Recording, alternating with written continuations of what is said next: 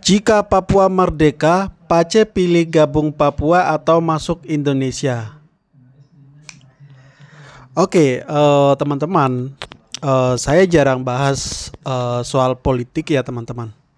Tapi karena ada yang tanya seperti ini, jadi tidak kalanya kalau kita bahas sedikit-sedikit ya politik-politik Papua ya teman-teman.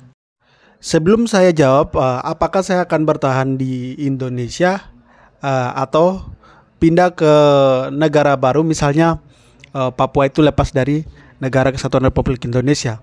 Nah, sebelum saya jawab itu ya teman-teman ya, pertama-tama yang saya mau sampaikan di sini ya buat untuk teman-teman Papua dan kita semua ya teman-teman ya, membangun sebuah wilayah ya, apalagi membangun sebuah negara itu tidak segampang berkata-kata ya teman-teman ya. Nah, kita melihat sekarang saja ya, Papua selama bagian dari Negara Kesatuan Republik Indonesia. Nah, Papua belum bisa sejahtera ya teman-teman. Dari segi pembangunan, dari segi SDM, dan juga dari segi perekonomian masyarakat itu belum merata ya teman-teman. Belum bisa disaingi dengan daerah-daerah yang lain ya teman-temannya. Nah, jadi sebelum saya sampaikan ya teman-teman ya, untuk khusus teman-teman Papua ya, teman-teman boleh berjuang karena itu hak-hak seseorang ya.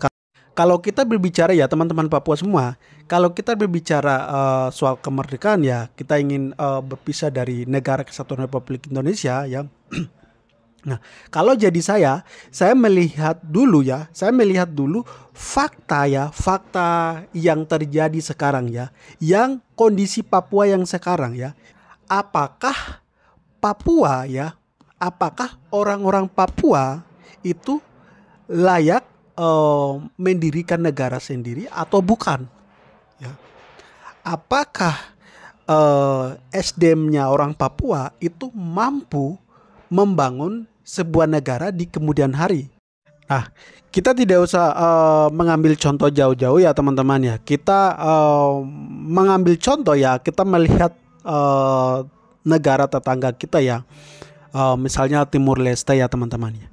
Nah, Timur Leste ya setelah berpisah dari Negara Kesatuan Republik Indonesia, nah itu mereka tidak hanya langsung jadi negara maju ya teman-temannya.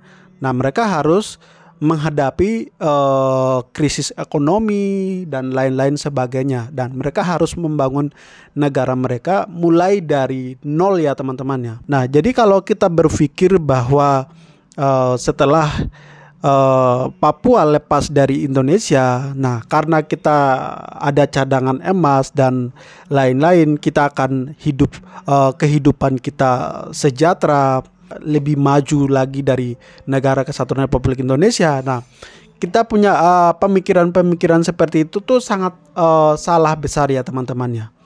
Nah, apalagi kalau kita lihat berbicara soal Papua ya, sedikit-sedikit bakar fasilitas umum, sedikit-sedikit bakar rumah warga, sedikit-sedikit ribut ya. Kehidupan sehari-hari penuh dengan mabuk-mabukan ya.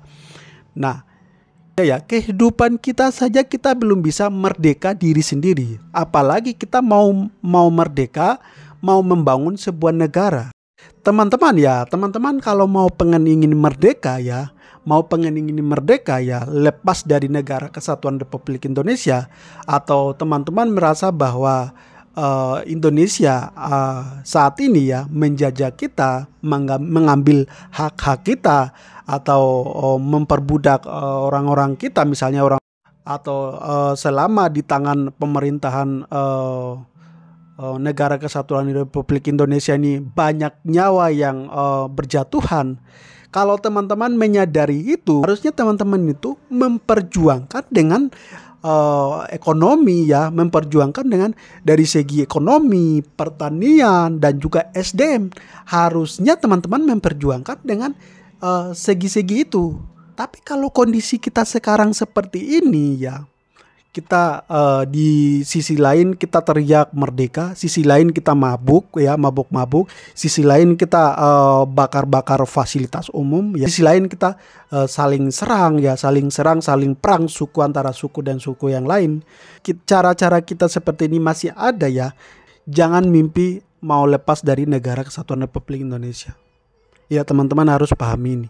Dan juga teman-teman misalnya berpikir seperti ini, ya sudah kita mau bakar fasilitas umum yang sudah dibangun pemerintah kolonial, misalnya kita bilang, misalnya pemerintah kolonial Indonesia, kita bakar fasilitas yang mereka bangun ini. Nah, tapi teman-teman harus sadari bahwa dulu Belanda jajah Indonesia, nah mereka bangun itu fasilitas semua. Nah, coba teman-teman lihat misalnya di Jawa Tengah atau di mana-mana tempat-tempat yang bersejarah, bangunnya gedung-gedung itu malah digunakan untuk fasilitas umum justru. Nah, jadi teman-teman, otak teman-teman jangan berpikir sempit bahwa fasilitas ini harus kita musnahkan, nanti kita akan bangun ulang. Itu goblok teman-teman ya. Nanti saya akan lanjut di YouTube ya, karena di sini durasinya pendek ya. Oke.